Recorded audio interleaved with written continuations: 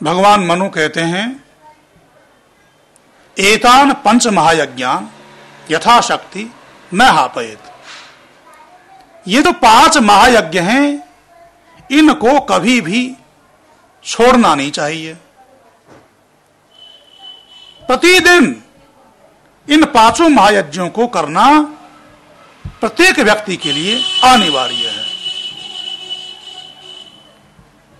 पितृयज्ञ के बाद स्थान आता है बलि वैश्वदेव यज्ञ का।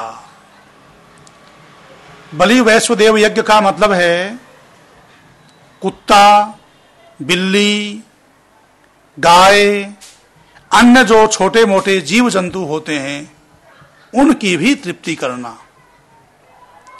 हमारे यहां आज भी माताएं अपना भोजन बनाने से पहले, परिवार का भोजन बनाने से पहले कुत्ते की रोटी निकालती हैं, गाय की रोटी निकालती हैं, चींटियों को आटा डालती हैं, पक्षियों को दाना डालती हैं। ये सब बलि वैश्वदेव यज्ञ का अंग है। मालूम नहीं है वो अलग विषय है, पर परंपरा चली आ रही है। ये परंपरा जो चली आ रही है, ये बलि वैश्वदेव यज्ञ का जब विधान था उस समय से चली आ रही है। चींटियों को आटा डालना, पक्षियों को दाना खिलाना, कुत्ते को रोटी देना, गाय का पोषण करना, ये सब बलि वैश्वदेव यज्ञ के अंतर्गत आता है। भूखे को, अपाहिज को भोजन करवाना, घर पर जो असमर्थ व्यक्ति, अपाहिज व्यक्ति आ गया उसको भी भोजन करवा देना, ये बलि वैश्वदेव यज्ञ के अंतर्गत आता है। केवल इन्हीं की नहीं, हमारे यहां तो सांपों की भी पूजा की जाती है। जहर उगलने वाले सांपों को भी न मारने का विधान किया गया है। तो कहीं कहीं वेदों में उल्लेख आ जाता है सर्पेभ्यो नमः। सर्पेभ्यो नमः कहने का मतलब यह नहीं है कि सांप के सामने हाथ जोड़कर नाग देवता के सामने उसकी आरती उतारना, वहां यह अभिप्राय नहीं है।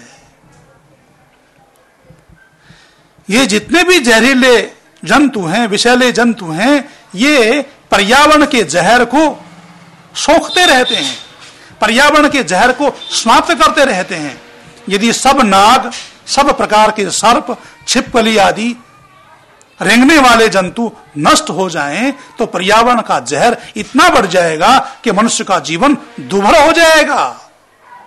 इसलिए ऋषियों ने विधान किया कि ये जंतु भी, विषैले जंतु भी बने रहें। इनकी पूजा का मतलब यह है इनका रक्षण रहे, ताकि ये पर्यावरण के विष को समाप्त करते रहें, पर्यावरण के विष को पीते रहें, ताकि मनुष्यों का जीवन इस धरती पर बना रहे।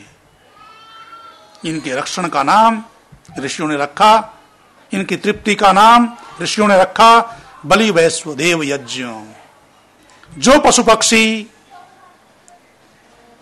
हमारा सहयोग करते हैं, जिन पशु पक्षियों का हम उपयोग लेते हैं, कुत्ता घर की रखवाली करता है, गाय दूध के द्वारा पोषण देती है, बैल खेती के उपयोग में आता है, अन्य प्रकार के जानवर भी जिस जिस कार्य में उपयोग में आते हैं उनका यथायोग्य उपयोग लेना, उनको तृप्त करना, उनको रक्षण देना, उनको पोषण देना प्रत्येक व्यक्ति का कर्तव्य है, और उसका नाम है बलि वैश्वदेव यज्ञ। पूरे सृष्टि चक्र को चलाए रखने के लिए ब्रह्मांड के सब जड़ देवों का, सब चेतन प्राणी जगत का, वनस्पति जगत का योगदान है। ये पूरा का पूरा ब्रह्मांड जो चल रहा है, इस चलने का नाम, इस ब्रह्मांड के संचालन का नाम यज्ञ है। जैसे परमपिता परमेश्वर ब्रह्मांड का संचालन करते हुए यज्ञ करते हैं, ठीक उसी प्रकार उसका सखा मनुष्य भी, जीवात्मा भी उस यज्ञ में सहयोग करे। एक यज्ञ है अतिथि यज्ञ। जैसा मैंने कहा था, यत्र तत्र सर्वत्र समाज के, परिवारों के उपदेश की भावना से, सदुपदेश करने की भावना से भ्रमण कर रहे विद्वानों का नाम अतिथि है। अतिथियों को तृप्ति देना, अतिथि का सत्कार करना, अतिथि से उपदेश ग्रहण करना, उसका नाम होता है अतिथि यज्ञ। तो इन पंच महायज्ञों के द्वारा सभी देवों की पूजा हो जाती है। देखो, विचार करो, किसी साहूकार से आपने ऋण लिया, उस ऋण को आप समय पर न उतारें तो वो साहूकार बार बार आपसे कहेगा, फिर भी आप कहने से नहीं उतारें, वो आपको डिस्टर्ब करेगा, आप पर मुकदमा करेगा, आप दुखी हो जाएंगे। मतलब यह हुआ कि आपने ऋण यदि लिया है तो वो ऋण उतारना चाहिए। प्राकृतिक देवों का आप पर ऋण है, पूरे समाज पर, पूरी दुनिया पर ऋण है। उस ऋण को आप उतारते नहीं हैं, उतारा नहीं जाता है तो महामारियां फैलती हैं,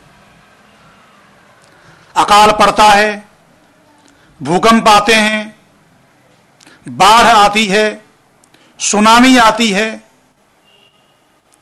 क्योंकि प्राकृतिक देवताओं का ऋण आप नहीं उतार रहे हैं, प्राकृतिक देवताओं की आप तृप्ति नहीं कर रहे हैं।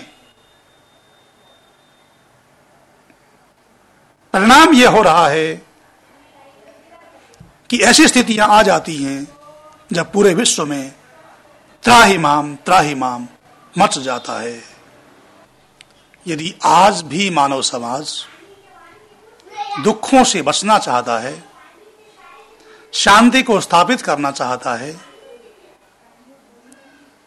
तो वैदिक ऋषियों के द्वारा बताए हुए पंच महायज्ञों को प्रत्येक व्यक्ति को अपने जीवन में ढालना होगा, तभी संसार के दुखों की निवृत्ति हो सकेगी और भद्रों की प्राप्ति हो सकेगी।